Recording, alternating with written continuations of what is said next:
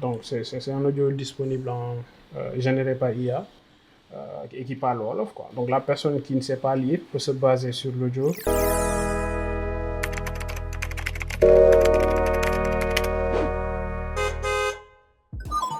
Salut tout le monde, je suis Mamadou Dieye, fondateur de Pello, une startup spécialisée dans la création de robots digitales disponibles sur WhatsApp. Vendre sur WhatsApp devient un jeu d'enfant.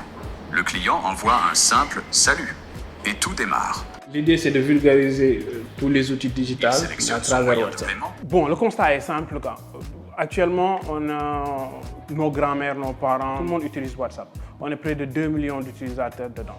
Donc, la plupart des gens ne comprennent pas le français, mais quand même, ils réussissent à l'utiliser. Donc, un chatbot, logiquement, vient juste plus accompagner. Un chatbot, c'est un robot avec lequel on discute et qui est capable de répondre, de comprendre ce qu'on lui pose et de répondre aux questions. Par exemple, tout le monde a déjà vu ChatGPT, comment il fonctionne. L'idée est sortie d'une frustration que j'ai vécue pendant que je passais mon examen du code de la route. J'ai eu la chance de partager la classe avec des futurs chauffeurs de camions, des futurs chauffeurs de taxi qui ne savaient pas lire et écrire. Mais c'était un vrai wake-up call pour moi. Je me suis dit, OK, le code de la route n'est pas du tout adapté à leur niveau de formation ou bien d'éducation. C'est là qu'est venue l'idée de lancer Pelloka. Dès que l'utilisateur écrit bonjour, le chatbot répond directement avec une image et les différentes options disponibles. Je me suis dit, bon, ces gens-là, c'est sûr qu'ils utilisent WhatsApp. Donc pourquoi ne pas créer un outil qui va leur permettre d'apprendre le code de la route directement là où ils se trouvent à tout temps, c'est-à-dire WhatsApp.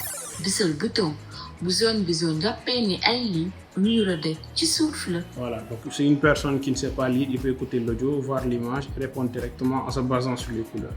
À cause de vous, là, les écoles de conduite vont plus avoir de travail? Non, l'idée, c'est pas ça. L'idée, en fait, c'est de les aider à pouvoir avoir beaucoup plus de clients. Parce que la plupart des autres écoles sont limitées aussi par le nombre de personnes qu'ils peuvent contenir dans les salles de classe. Alors qu'avec ces solutions-là, ils n'ont plus de limite sur le nombre de personnes qu'ils peuvent contenir. Je clique sur A et automatiquement, le système me dit est-ce que j'ai trouvé ou pas. Donc, on va voir si j'ai trouvé. Mauvaise réponse. La plupart des solutions digitales qui sont conçues sont conçues mais en ne prenant pas en considération une certaine partie de la population. Par exemple, les personnes qui ont des difficultés à lire ou bien qui n'ont pas vraiment appris la langue française. Donc la plupart de ces personnes-là sont plus ou moins délaissées.